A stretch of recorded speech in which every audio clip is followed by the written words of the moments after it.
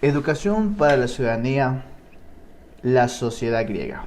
En este momento vamos a referirnos sobre el estudio de la Grecia antigua. Grecia ha sido una nación la cual ha generado muchos aportes en diferentes campos como la literatura, la filosofía, entre otros.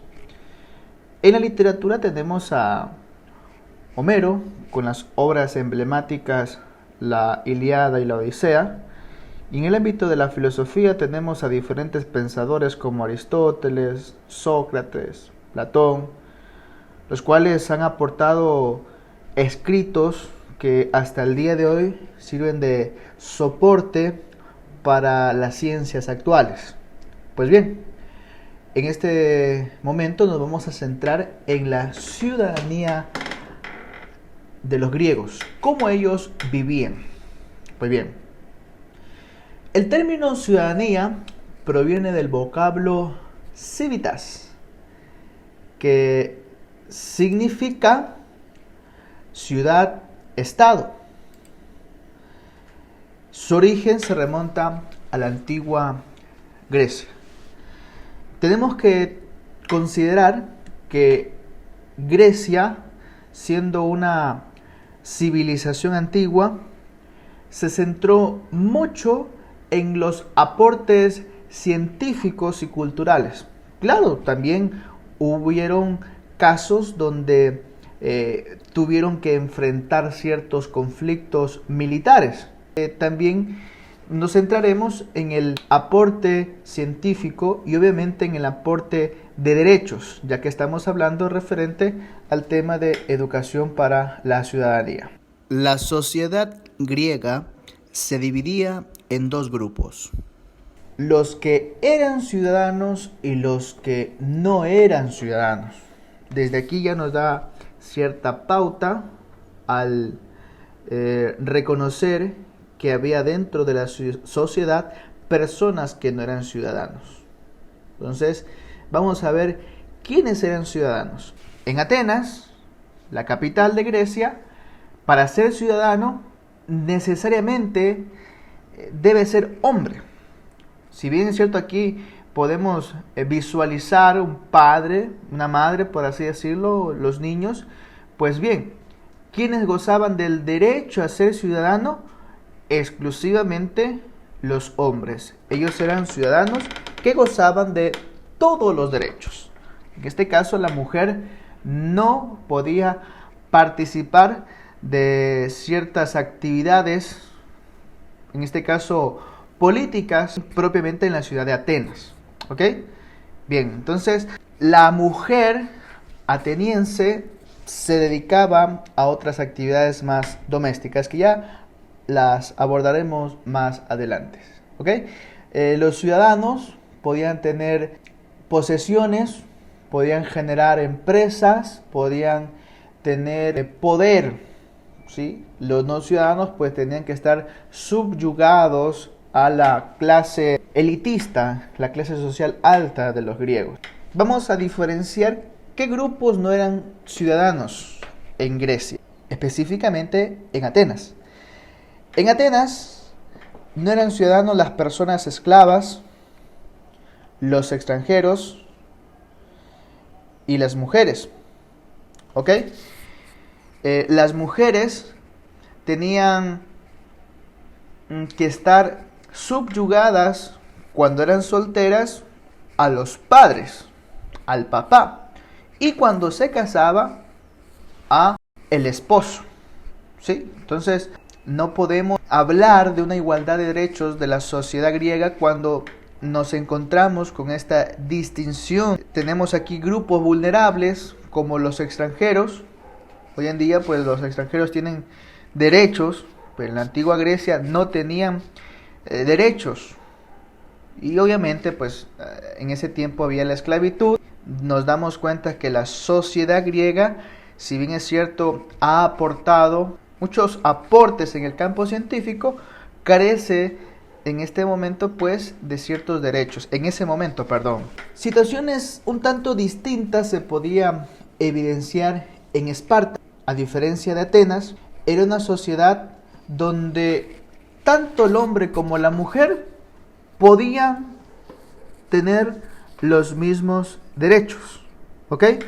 La mujer en Esparta podía participar de la política. En Atenas no. La mujer en Esparta podía acceder a la formación académica. En Atenas, cierta clase. La ciudadanía en Esparta, una ciudad griega ubicada en la península de Peloponeso, se enfocaba en la formación de guerreros. Dato curioso, en esta ciudad, los niños que nacían con cierto tipo de formación, con cierto tipo de discapacidad, pues eran sacrificados, según cuentan los historiadores. En este caso, los ciudadanos eran los que pertenecían al primer grupo, iguales u homoioi, eran los únicos que tenían derechos políticos y económicos. Después tenían otra clasificación que eran los periecos, no tenían derechos, se dedicaban a la artesanía, al comercio. Y aquí, por último, tenemos a los hilotas, que eran personas esclavizadas, que pertenecían al Estado, trabajaban la tierra y llevaban a cabo actividades domésticas.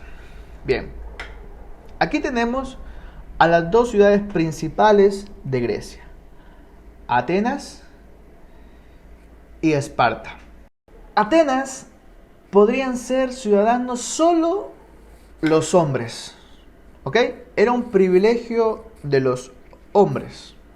Aquí hablamos de una sociedad un tanto machista. En cambio, en Esparta tenían la oportunidad de ser tanto hombres como mujeres porque podían ejercer mucha participación en la política, en la educación y en la cultura. La mujer en Atenas estaba, por así decirlo, limitada a ciertas participaciones sociales, como eventos religiosos, para bodas, eran como un adorno del hombre. Y si por ahí tenía cierto grado de cultura, podía participar de una reunión. En cambio, en la sociedad espartana, la mujer tenía una mayor oportunidad de formación. ¿Ok? Entonces, aquí la mujer inclusive era formada para la guerra. ¿Sí? Tenía mucha presencia política.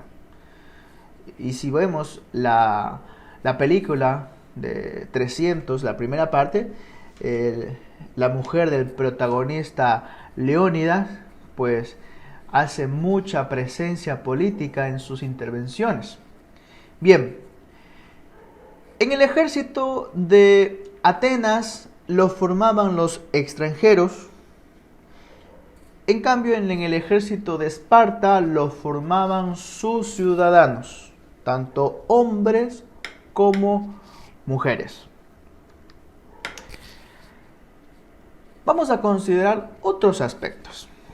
En el ámbito del derecho, gozaban de derecho político, ya que podían elegir gobernantes y asimismo promover su propia candidatura a algún cargo de servicio público. Hasta cierto punto había cierta democracia exclusiva de hombres en Atenas. De allí se generaban las políticas. En el ámbito jurídico, si había algún tipo de conflicto, tenían el derecho de poder demandar y asimismo defenderse. En el ámbito religioso tenían libertad de culto. Recordemos que los griegos eran politeístas, tenían creencia en muchos dioses. De allí pues podemos evidenciar esta afirmación en la obra literaria tanto de la Ilíada como la Odisea, donde nos menciona a algunos dioses. Entonces tenían derecho a hacer sacrificios, a hacer rituales, a participar de eventos públicos religiosos. ¿Ok? ¿Qué obligaciones tenían los griegos? La obligación fiscal tenía que ver con un aporte hacia el Estado. ¿Sí? Las familias estaban obligadas a aportar de sus recursos, sus ganancias, a la formación de Estado. Estos recursos servían para construir edificaciones, se destinaba para el fortalecimiento del ejército y se destinaba también para el avance de la arquitectura, de las construcciones y demás. En las obligaciones militares, habíamos mencionado que en Esparta la participación militar era obligatoria. Muy bien. Esto ha sido todo de la sociedad griega. Espero que te haya gustado.